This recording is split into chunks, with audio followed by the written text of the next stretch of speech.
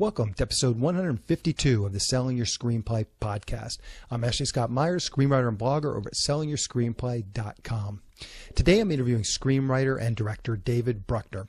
He's written and directed a number of horror films, including a segment of VHS and a segment of the independent feature The Signal. And his career all started out by doing short films in Atlanta with his friends, so stay tuned for that. If you find this episode valuable, please help me out by giving me a review in iTunes or leaving a comment on YouTube or retweeting the podcast on Twitter or liking it on Facebook. These social media shares really do help spread word about the podcast, so they're very much appreciated. Any websites or links that I mention in the podcast can be found in my blog on the show notes. I also publish a transcript with every episode in case you'd rather read the show or look at something later on. You can find all the podcast show notes at www.sellingyourscreenplay.com/podcast, and then just look for episode number 152. If you want my free guide, How to Sell a Screenplay in 5 Weeks, you can pick that up by going to sellingyourscreenplay.com/guide. It's completely free. You just put in your email address and I'll send you a new lesson once per week for 5 weeks, along with a bunch of bonus lessons. I teach the whole process of how to sell your screenplay in that guide. I'll teach you how to write a professional logline inquiry letter and how to find agents and managers and producers who are looking for material. It really is everything you need to know to sell your screenplay. Just go to sellingyourscreenplay.com/guide. So a quick few words about what I'm working on. A few weeks ago, I went on the One Star Cinema podcast. It's sort of like Mystery Science Theater 3000. Three guys watch a one-star movie on Netflix, and then they have a running commentary on the films. The idea is that you can watch the film at home and hear them with their running commentary.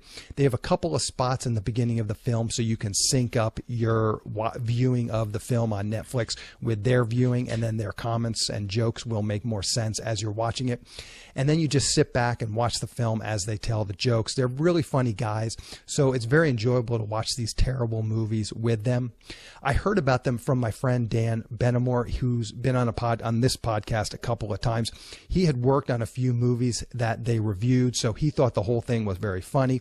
And one day he was telling me about it, and then literally the very next day, Ninja Apocalypse, which is a film that I wrote, came up as a film that they had done a review or told jokes while watching it. Now, normally you wouldn't think the writer of a movie would think it's funny that his movie got 1 star on Netflix and that a bunch of guys think it's funny to tell jokes while watching it, but it's not at all mean-spirited. I know Ninja Apocalypse is a terrible movie. I mean, it's literally called Ninja Apocalypse. Anyway, I think I'll link to the show that I was a guest on. We watched a zombie horror movie, and that was the one that I was on with them. But then the Ninja Apocalypse episode was an earlier episode. So I'll link to both of those episodes in the show notes so you can check them out. Again, it's just a great way to watch 1-star movies and kind of just get that, B-movie experience with some of your buddies. And I think after a couple of episodes of watching with these guys, you'll kind of get to know them, and hopefully your sense of humor will jive with theirs. So once again, the main thing I'm trying to push through is post-production on my crime action thriller, The Pinch. I've been spending a lot of time with the editor. We're going through the first rough cut and trying to polish it up. It's very close. We're just got a few more minutes to polish up, so we should have a second rough cut here in the next few days. So that's what I'm working on. Now let's get into the main segment of the podcast. Today I'm interviewing screenwriter and director David Bruckner. Here is the interview. Welcome, David, to the Selling Your Screenplay podcast. I really appreciate you coming on the show with me today. Hey, my pleasure, Ashley. Thank you. So to start out, maybe you can give us a little bit about your background. Where did you grow up, and how did you get interested in the entertainment business? I am from Atlanta, Georgia, and I just started making movies. I made my first movie on a VHS camcorder in the 9th grade of high school, and I just never really grew out of it. And kept trying, and it's been a long road. Still at it, still get to do it sometimes, but yeah, my approach. I didn't go to film school. My approach was very, very hands-on, very DIY, do-it-yourself, and I got heavily involved in the Atlanta theater scene post-college, and spent a lot of time there doing various works of theater, and then shooting genre stuff at night, and the two began to feed into each other in many ways. And slowly but surely, I got into making feature films. Okay, so it looks like The Signal was kind of your first feature film. Is that correct? Yeah. Mm-hmm. Okay, so let's talk about that a little bit. Maybe you can kind of just give us some background on that and kind of how that came about.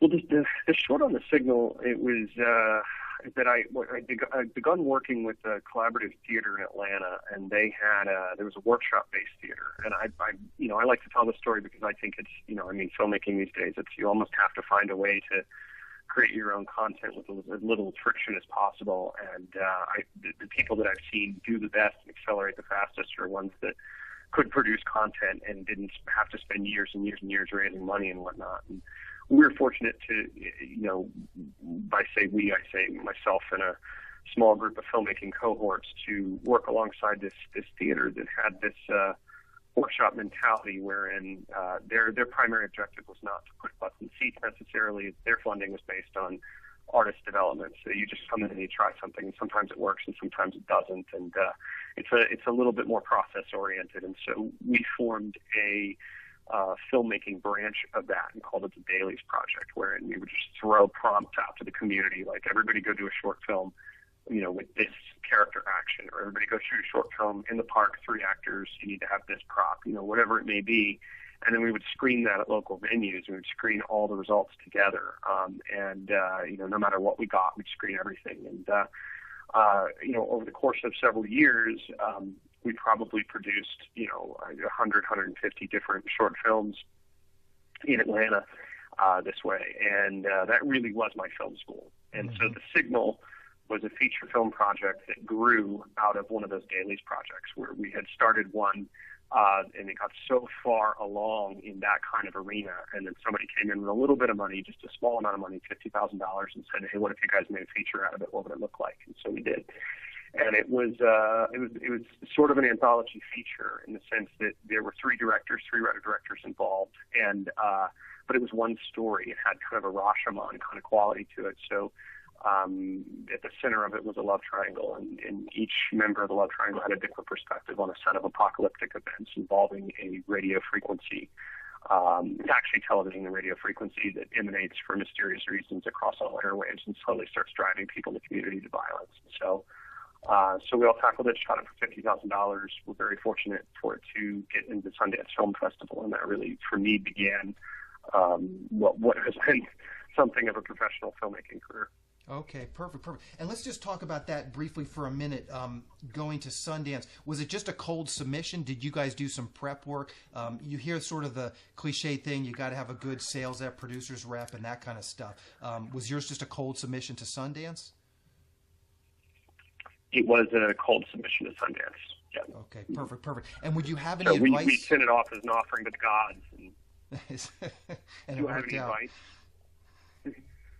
Would you have any advice for people that are submitting to Sundance? For getting into festivals? Yeah, festivals in general, and maybe Sundance specifically. Submitting to Sundance, not really, because I think it's, I've gotten lucky. I've been there twice.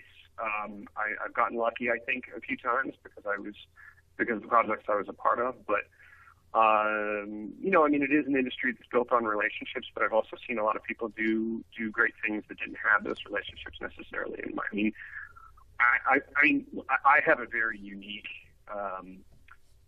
journey into all of this, but I would say that from what I have seen, that you can spend a lot of time thinking about who to talk to, how to network, how to manage those relationships, and it can become very result oriented, and that you're probably better off to just figure out how to get your craft right. Chances are, if you make a really incredible independent film, it's going to find a home. Somebody's going to see it. Yeah. Let's talk. I just think, for me, it's just about clearing the airwaves in my own mind. But it's just focusing on the craft is sometimes easier. Yeah. But yeah, other people would argue, get your industry game down a little bit. So. Yeah, and so let's talk about the shorts that you guys were doing. You said over 100 of these shorts in a span of a couple of years. What were you spending on those? Was it literally just like $50 for a couple burgers from McDonald's type of thing? And then how did you actually promote them once you got done? What did you do with them once you finished them, other than these screenings?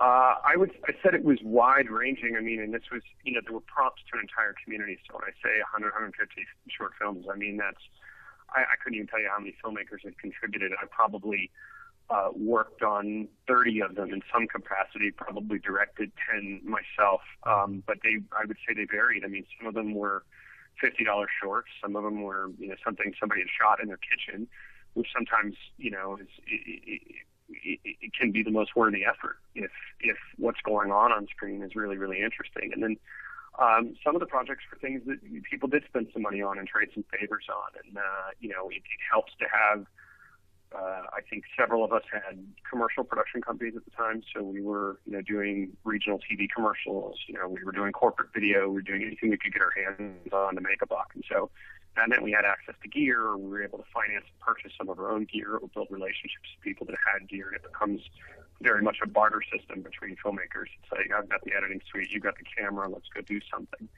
That definitely helps afford the ability and the means to create something. And these days, as I understand it, you need even less. I mean, you really just need a laptop and an iPhone. You can shoot a movie. So, I think more than anything, as far as, I think when we were doing this was really before, Vimeo or something had really blown up, before all the online festivals had really taken root. I mean, this was 2003 through 2006. And so the venues we were screening at were local bars, clubs that wanted a weird thing to do on a Friday night. And we would, screen all the videos together and turn out a small audience. And it wasn't really about promoting the work beyond just getting enough people out to see it, to build a community around the projects themselves, and to also really become like, an audience testing ground. You get 50 people in to see your movie because they want to check out independent film in your hometown, and you can feel them in the room. You can feel when they get bored. You can feel when they're engaged. If you land a joke and the audience really laughs or they get it, that's a great feeling. And the painful parts of your movie that don't really work, like, you'll really sense that too. And so I think it's just important to see it with a live audience.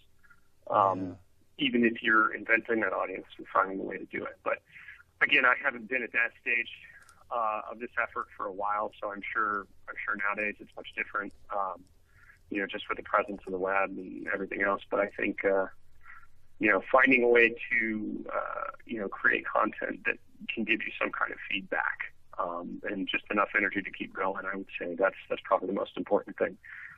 Yeah, I can say it took me 10 years before I ever made a dime, on anything that I had made. And going on another 10 years before I could really call it professional, before it was really paying the bills. Mm-hmm. So let's talk about the raising the $50,000 for Sirens. How did you guys go about getting that $50,000? For the signal? For the signal. Yeah, that was a private investor who, one of the other filmmakers had made a movie a few years previously with some private money, and had met a foreign distribution company, a foreign sales rep actually at the time, who had agreed to represent the film if we got it in under a certain budget, we hit certain plot points, because it was a horror film. So, I think they wanted something scary to happen every 8 minutes. It was pretty basic. But that, at the time, was just sort of their standard for them to shop an American English-speaking film around the various, kind of global markets that they ran into. And it was just enough to give our investor enough security to say, hey, I'll pony up a little bit of money. But we were lucky to find that money. Yeah. Yeah. Okay, so let's dig into Siren now. Maybe to start out, you can kind of just give us a quick pitch or a log line for the film. Siren is, well, I'm sure the director, Greg, has a different spin on it, but I would say it's Hangover meets Demon Night. and it is about a bachelor party gone horribly, horribly wrong, and it's a little joke about masculinity, and in this day and age, and it is loosely based or inspired on a short that I created for an anthology film VHS, and it was created for the Chiller Network. I was fortunate enough to help adapt the short, to collaborate with two great young writers, Ben Collins and Luke Petrowski, who took the short that I had made in Atlanta and really helped to flesh it out into a feature-length project and expand it into something larger and more comprehensive. And then Greg Bishop came on board to direct and helm the project. Yeah. So let's talk about VHS for a minute. Maybe you can kind of tell us how that all came to fruition. That was sort of, you had the signal done. What did you do then after that to try and actually turn this into a professional career? And then, as I said, how did you get into writing and directing this segment on VHS? Well, for me, the signal was really, as I was saying, it was kind of a collaborative project between me and two other filmmaking cohorts and friends of mine, Jacob Gentry and Dan Bush. And so we all sort of got, shoved into the Hollywood machine for a minute. Three kids from Atlanta weren't really sure what we were doing. And we all got into various stages of development projects. And I retreated a bit after the signal. I wanted to write more. I had a lot to learn about screenwriting, about how to structure a story. And so I kind of retreated and wrote 3 or 4 bad scripts, and was in the process of getting one of those going as an indie when I got the call. Jacob Gentry had been in talks with some of the VHS guys, and he couldn't do the project because he was DGA, and so he recommended me, and one of the producers, Brad Miska, was a fan of my section from The Signal, and so the minute I realized that Ty West and Joe Swanberg, and Wingard and Simon Barrett and Glenn McQuaid and these guys' radio sounds were all part of it. I really wanted to participate. I just wanted to be in the court with those guys, and I thought that the general conceit of found footage anthology film was just a good night at the movies. That I had been a secret lover of found footage movies and the kind of visceral, immersive effect they had on an audience. I thought that was something that I'd love to try my hand at. And so Nick Tukotsky and I, who was my writing partner for several years, we started throwing ideas around and came up with what we thought was a pretty crazy pitch for a short found footage movie, and ran it by them, and they bit into it. And so we threw it together very quickly and shot it in East Atlanta Village. I think the whole thing took 3 months from start to finish. Okay, wow. So where did this idea come from what was it called? What was the segment called in VHS?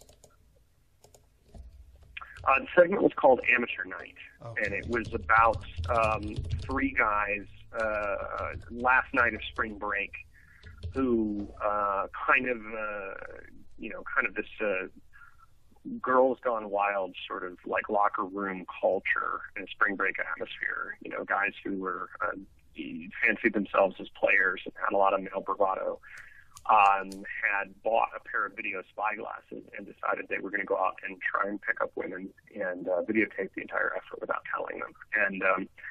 And so the story is told from the perspective of these video glasses, and the night begins to go horribly wrong and go into some very, very uncomfortable directions. And the short sort of forces the audience to participate. And one of the women that they meet turns out to be something they didn't quite expect. Mm-hmm. And so where did this idea come from? You guys are just kicking around ideas. Was there some sort of background, or what was sort of the genesis of the idea? Honestly, we just kind of tossing around stuff involving found footage and kind of what had been done and what hadn't been done. And we thought it was curious that, this was 2012, and that, with all the found footage movies that are out there, I hadn't seen one that really explored sex tape.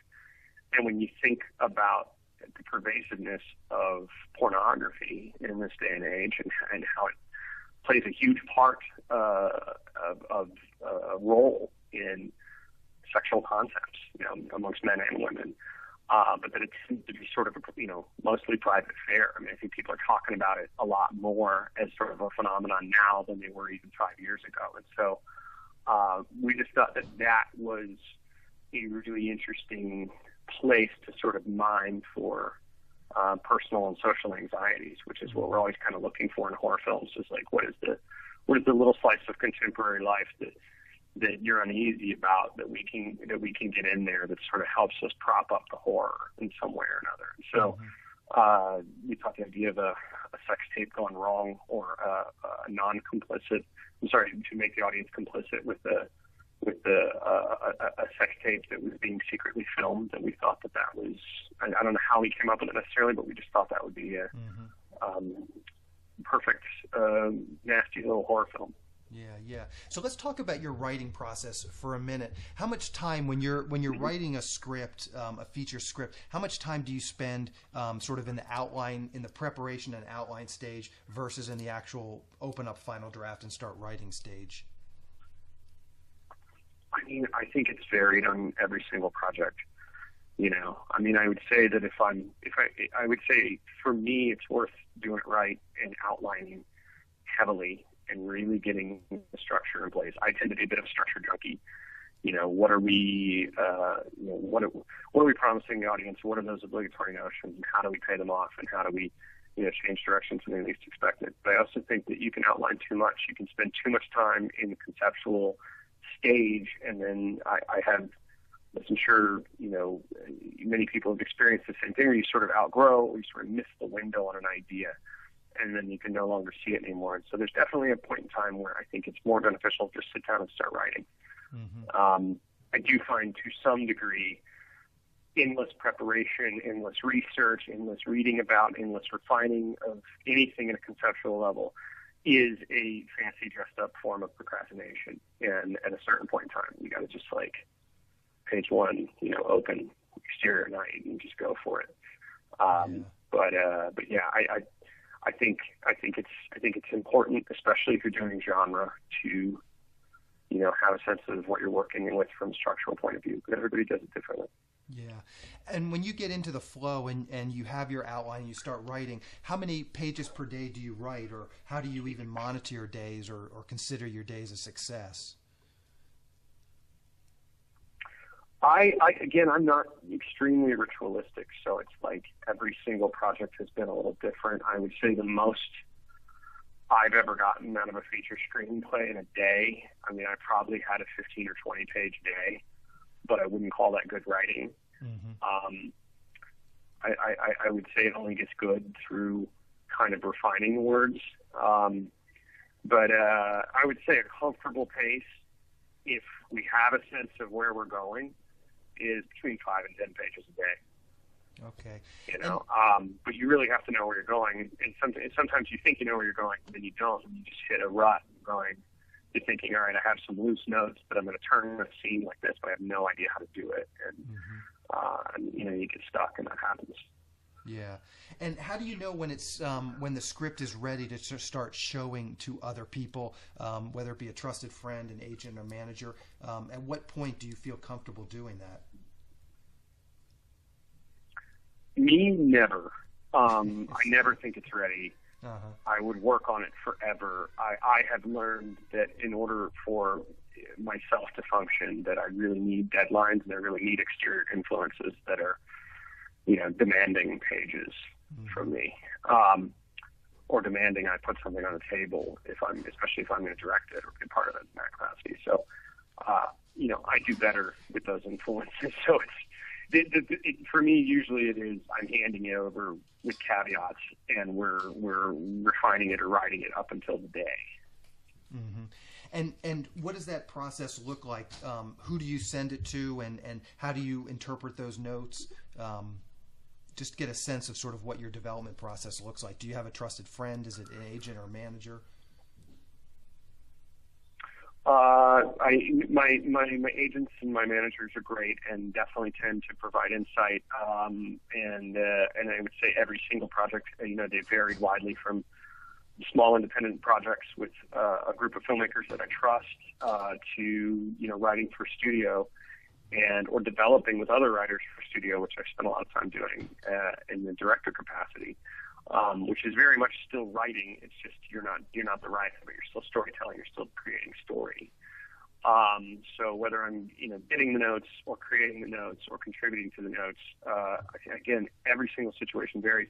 But I would say, to your point, that it has always been extremely beneficial for me to have a group of filmmakers that I love and trust, and people who I have a creative dialogue with. Usually it's folks that make horror, but not always. Some of them are playwrights. Some of them make different kinds of films, different kinds of indies, and I think you have to cultivate relationships with like-minded folks who are interested in story. I mean, a lot of folks get together and they talk about sports, or they talk politics. It's like, most of the people that I know and that I'll go grab a beer with, we talk story, and that's just what we're interested in. And those I find tend to be the best relationships to hand a script to. The ones that you respect, the ones that challenge you, the ones that aren't afraid to tell you when something doesn't work. And that process of trading a read is pretty sacred. So when I have a close friend give me a script and say it's ready for notes, I need notes, it's like I'm going to turn up for them and I'm going to really dig into their script and see what I can offer them, because I count on them doing the same for me. Yeah. So let's talk about some genre requirements. Earlier in the interview, you mentioned that there was the foreign sales agent was telling you we've got to have a scary scene every whatever it was 8 or 10 pages. Maybe you can talk about the genre requirements. And now that you've gone through this process numerous times, maybe you can give us some specifics as to what you see as the genre requirements for these films that you're writing, and then maybe how you treat those. Do you find them annoying? Do you find them they can be problematic, or do you find them helpful in the writing process? I would say that, in that particular case, having a foreign sales agent, and this was 2007 or something, give us a bullet list of what a genre film in their sales market, it needs, was a particular microcosm at a particular time for a market that is totally different now. And I mean, we're on a whole different planet now. I think to be too prescriptive about any of that would be to really, really miss the point, and to not, I don't know, take note of how volatile and insane the film market is right now. People don't know what's going to work. Maybe if you're writing tentpole films, there's a formula that can kind of apply, but in the world of like low budget indie genre, I mean, the movies that are succeeding, the movies that are getting out there, don't subscribe to any formula. I mean, the best horror films of the last few years, Babadook, It Follows, or The Witch, or something. I mean, these are things that, a million prescriptive forces could have read and said, no way, this is never going to work. What is this? I've never seen anything like this before. So, I think, again, I go back to, cultivating a sense of voice, and if you love genre films, and if you have something to bring to the conversation, it's something that you can explore in short format and play around with and test with an audience. It's, I would say more than anything, the things that you have to rely upon that are a little bit more foolproof are just the basic tenets of genre. The basic tenets of drama. How to create and structure something that holds an attention deficit audience glued to the screen for a matter of time.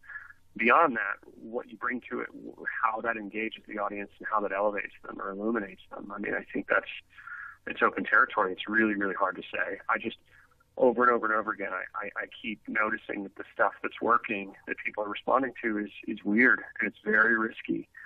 And, we're past the day of, standard remakes, or beat by beat, paint by numbers kind of genre stuff. It just doesn't work anymore. So, not to dodge your question. I don't have it. No, I think don't even know. I think that's an excellent answer. You just mentioned 3 films: It Follows, The Witch, and what was the third film you mentioned? I think I said It Follows, Babadook, and The Witch. That's right. Okay. Yeah. Okay. Perfect. So I'll put those. Yeah, in the show but also I notes just saw Don't Breathe. I just thought Don't Breathe was incredible. And that's an original horror film. I mean, it's a really, really great idea, and it's structured in a relatively peculiar way. I mean, the movie's constantly up in the ante and changing shape for the audience. I thought that was pretty fascinating, you know. So, I feel like there is no standard right now, and that's what's really exciting about horror. Is there's been so many interesting horror movies in the last few years, but I have a hard time defining a movement in horror or defining a certain trend. Like, it's hard to pin down necessarily what's working, and that's a good thing. Because things are working. And so in a sense, you can do anything. In the sense that, you know, people are looking for really, really innovative ideas, things that they've never seen before. Yeah. So how can people see Siren? Do you know what the release schedule is? Shamefully, I don't at the moment, and it's because I'm on a project in London, and I haven't kept up with the most recent news. But okay. I think you'll have to talk to Greg. Okay, no problem. That's all good. I'll figure that out and round that up and put that in the show notes. And then the last thing, I always just like to end the interviews by asking the guest if they're comfortable sharing their Twitter handle, Facebook page, anything so people can kind of just get to know you better and maybe follow along and keep up with what you're doing. Sure. No, I really appreciate that. I'm on Twitter. I'm pretty bad at it, but I am on the Twitter. Okay. David Bruckner. It's actually _David_Bruckner. Because I was late to the game on my own name. And, thank you. I appreciate it. Yeah, no problem at all. So, David, this was a great interview. Fascinating hearing your story. I know a lot of people will get a lot out of this. So thank you very much for coming on and talking with me. Cool, and thanks for supporting Siren. I know we didn't get to talk about it too much, but it's a really exciting film, and Greg Bishop did a really wonderful job with it. And if anybody has seen the VHS short, I think it's a wonderful addition and an evolution of that idea. So, I hope you guys enjoy it. Perfect. Thank you very much, David. Good luck on your current film, and we'll talk to you later. Cheers. Thank you. Bye. Just want to mention two things I'm doing at Selling Your Screenplay to help screenwriters find producers who are looking for material. First, I've created a monthly newsletter that will be sent directly to producers. Every member of SYS Select can submit one logline per newsletter. I went and emailed my large database of producers and asked them if they would like to receive this monthly newsletter of pitches. So far, I have well over 350 producers who have signed up to receive it. These producers are hungry for material and happy to read scripts from new writers. So if you want to participate in this pitch newsletter and get your script into the hands of lots of producers, sign up at sellingyourscreenplayselect.com. And secondly, I've partnered with one of the premier paid screenwriting leads sites so I can syndicate their leads to the SYS Select members. There are lots of great leads coming in each week from our partner. Recently, I've been getting 10 to 12 high-quality paid leads per week. These are producers and production companies who are actively looking to buy material or are looking to hire a screenwriter for a specific project. If you sign up for SYS Select, you'll get these leads emailed directly to you several times per week. These leads run the gamut from production companies looking for a specific type of spec script to producers looking to hire a screenwriter to write up one of their ideas. Producers are looking for shorts, features, TV, and web series pilots. So it's a huge array of different types of projects that these producers are looking for. And these leads are exclusive to our partner and SYS Select members. To sign up, go to sellingyourscreenplayselect.com. On the next episode of the podcast, I'm going to be interviewing screenwriter and director Dito Montiel. He just did a film called Man Down starring Shia LaBeouf and Gary Oldman, but he's done a bunch of really interesting films over the last 10 years. He's a real artist and is very forthcoming about how his career came together, so keep an eye out for that episode next week. To wrap things up, I just want to touch on a few things from today's interview with David. I really like his background doing all the short films. It really did prepare him well for the career that he has now. I've said it before and I'll say it again. Key is just getting out there and doing stuff no matter what level it's at. Even if that means shooting something on your iPhone and editing it at night on your work computer, just do something and push it out into the world. Really listen to what David said about his short film collective. They wanted to make films with as little friction as possible, and I think this is so important. You want to create content, but you also want to do it in a way that you can do it over and over again, meaning you don't want to mortgage the house to make it happen, because it probably is not going to be that grand launching of a career that you hope for. It's going to take, again, just some consistency doing the short films or the feature films over and over again. When I started this podcast, I really wasn't sure how hard it would be. So when I started, I was just going to try and do one episode per month. That was my only expectation. I really wasn't concerned with the technical quality. I just wanted to push something out and try and market selling your screenplay. And pretty quickly, I realized that I would be able to do one episode per week given my current other obligations. So that's kind of where the podcast is now. And this is really important. The podcast has helped selling your screenplay grow nicely. It's not because I did one or two super great episodes. It's because I've done 150 pretty good episodes. It's more important to me to push something out each week than it is to make sure each episode is perfect. It's the consistency that's been effective. And again, going back to what David said, they were doing a ton of shorts. I mean, you heard him over the course of this couple of years, there was hundreds of shorts or over 100 shorts, and he had worked on, in one capacity or another, 30 short films. That's just a great background. Same thing with my feature film, The Pinch. When I raised the money for The Pinch, I tried to do it in a way that I could do it again and again down the road.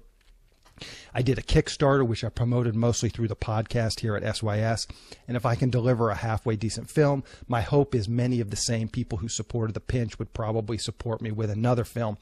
And the money that I personally invested in the film was small. It was a small enough sum of money that I can't afford to lose it. And I can probably afford to lose the same amount on another film in the future as well.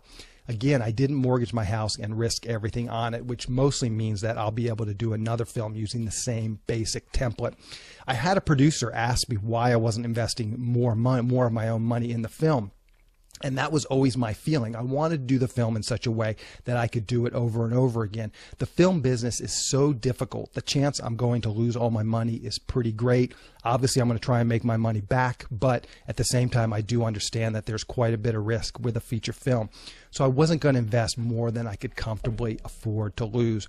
So I would emphasize the same thing if you're thinking about producing a feature or even a short. Do it in such a way that you can quickly repeat the same process of ramping that production up, whether it be raising the money, just the infrastructure, all the things you're going to need to make films. I think a film collective like David talking about is a great idea. You get involved with other filmmakers. You can help on other people's short films. They can help on your short films. It's a great way to just really start doing a lot of material. And it's a great education to just work on other people's short films, see what they're doing, see what they're having trouble with, see how their script is translating to the actors and how they're performing it. It's all just an excellent experience as a producer and mostly as a screenwriter. If you keep doing films over and over again, you'll get better and people will notice. And again, David is living proof of that. Anyway, that's the show. Thank you for listening.